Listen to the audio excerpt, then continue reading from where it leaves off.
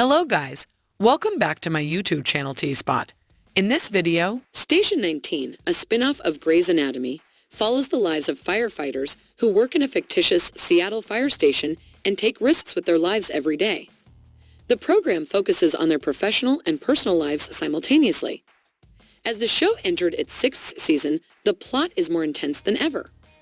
When lightning struck a helicopter in episode 6, the team was diverted from hosting a fire boot camp for young women. Natasha then asked Jack to take over for Vic and run the camp. As the storm gets worse outside, Carina and Maya's relationship heats up even more. In Station 19, Season 6, Episode 7, Maya is taken to Grey Sloan following an accident at the Firehouse. When she rejects Carina's medical advice, their friendship changes dramatically. The men at Firehouse 51 meet the older women they meet on a scavenger hunt, and one of them can teach Sullivan the next step he needs to take. Vic and Andy see a terrifying and tragic case with Ross, in which the victim of racial profiling must be defended. The Station 19 team is doing everything in their power to salvage as much of Meredith Grey's house as possible in the next episode of Grey's Anatomy. Jack settles in at the empty firehouse without realizing that Maya is unconscious from her accident in the previous episode at the nearby gym. Jack eventually enters the gym and spots Maya. Before rushing to assist Maya, he gives it another look. He carries her to his car, which he immediately takes her to Grey Sloan. When Beckett answers the phone, she is not pleased to see Chief Ross. Brass informs Beckett that she is concerned about Beckett's management style and has been receiving criticism. Beckett immediately believes that Maya is the one making the complaint, but Ross claims that she has received numerous complaints about Beckett withdrawing from calls. Ross offers Beckett help with her mental health, but he stops her and tells her that he's fine. When Travis says that he told Elite to leak the Dixon tale, Ben is shocked. While defending his actions, Travis acknowledges that they were unethical, but he is unsure of how to eliminate Dixon. Ben warns him that this could put the crew in danger, especially in Crisis 1, and goes against everything Travis said he stood for. After Ben accuses him of carefully following Dixon, Travis responds by promising to inform Eli that they cannot move forward with the plan. Andy and Vic arrive at the scene to find a black teenager being restrained by 3 police officers. They admit that he immediately fled while they waited for Andy and Vic to arrive when they found him on the street after receiving a call about suspicious activity. He had been restrained by them. Vic persuades the officer to lay down her weapon. Travis tells Eli to change his mind about his actions. Ben overhears the conversation as he leaks the news, and he doesn't seem to have forgotten Travis's decision to share the information in the first place. Travis and Ben are stopped by 3 elderly women who enter the firehouse and inform them that they require assistance. While in soft handcuffs, one of the women, Judith, raises her wrists. They make sense of that the cuffs are on Judith since they are taking part in a scrounger mission to win a voyage. Maya wakes up at Grey Sloan, where she is assisted in understanding everything by Teddy and Jack. When Maya yells for Carina, she is operating, Jack promises to remain by her side until Carina arrives. Vic and Andy finally manage to persuade the police to let the man go so they could help him. The young person claims that he went to the store to buy butter, but that he became extremely anxious and fled when the police kept getting closer. Vic makes contact with a police liaison for assistance and walks over to a location where the officers cannot hear him. She informs me that this contact has been transferred to Crisis one after he and Andy agree that the child does not require sedation. Jack must inform Carina that Maya is present when she eventually locates him. Maya assures Carina right away that everything is fine, but Teddy adds that the situation is more complicated than that. Carina responds that Maya has been working out a lot. Teddy asks if Maya has recently been injured at work or overexerted. Carina is reassured by Maya that nothing unusual has occurred and that she does not need to be present because everything is in order. Ben, Travis, Beckett, Sullivan, and the women's roster are sorted.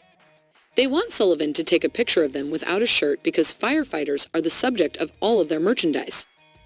One of the women insists that they must win this for themselves in order to obtain the photos they acquire, despite Sullivan's observation that it seems odd to enter and request a picture. Carina tells Maya with rage that she needs to go back to work and turns down her requests for release. She tells Carina to stop assuming she knows what she needs.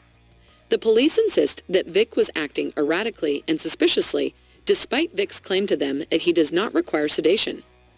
Dixon arrives and tells Andy and Vic to leave his officers alone after Vic and the officers fight over how to handle the situation.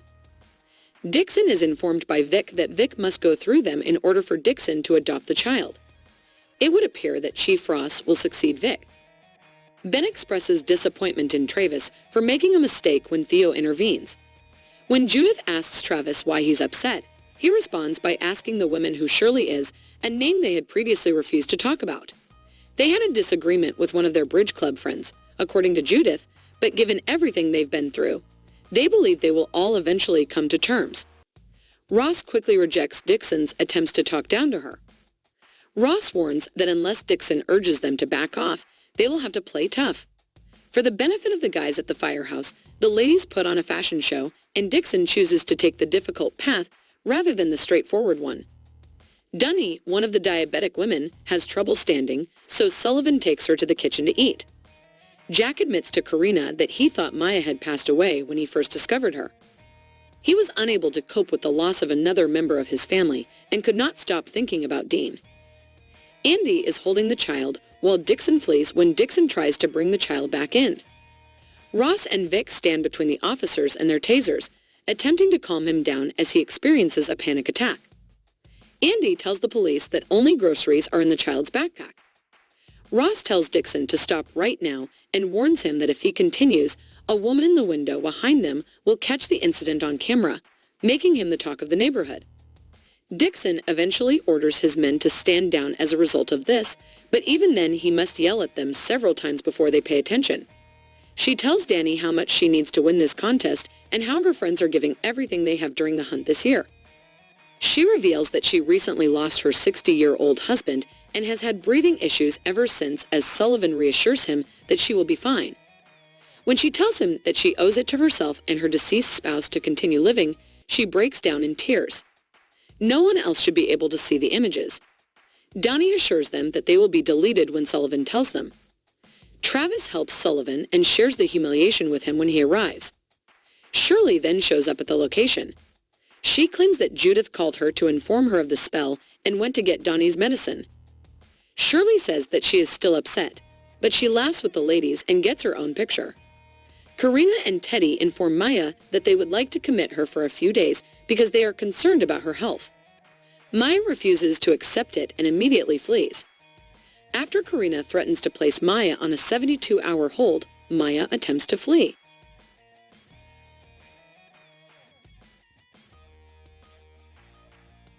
She is warned by Teddy that she could die if she leaves and anything else happens to her.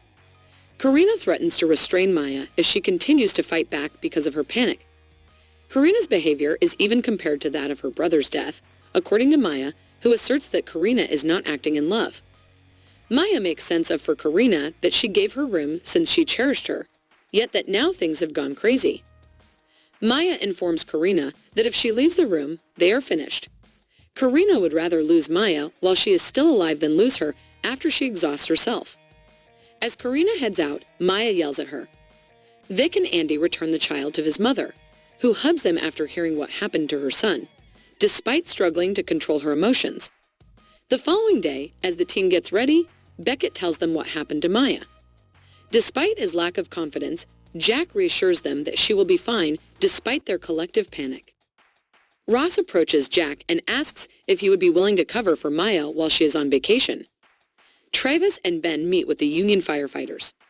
Travis offers his apologies for being late to the previous gathering, but he promises to always be there if they are supportive of him. Out of anxiety to get to know Jack's sister better, she verbally vomits when she arrives at the firehouse. Together, they go out to eat. Her children had given Andy biscuits as a thank you for saving their home from fire when Meredith got to the fire station. As she allows the kids to board the vehicle, Meredith extends her thanks to Andy once more. Ben accepts Travis' apology and is reassured by him that everything is fine. Vic informs everyone of a recent publication that recently reported Dixon's domestic dispute. Because Donnie was a 30-year military spouse, Eli warned Travis that he would kill the tail. Sullivan tells Ross about his conversation with Donnie when he bumps into him on the roof. He assures Ross that he will continue to wait until she is prepared and expresses regret for requiring additional time. They talk about how much they care about each other. Beckett locks himself in his study and closes the blinds. He extracts a whiskey bottle from a locked cabinet in his workplace. Before doing so, he raises a glass in honor of Maya. Andy visits Maya's hospital room as she prepares Carina and stays with her in the interim. Let us know what you think in the comments below. And don't forget to like, subscribe, and share the video. Thank you for watching. See you soon.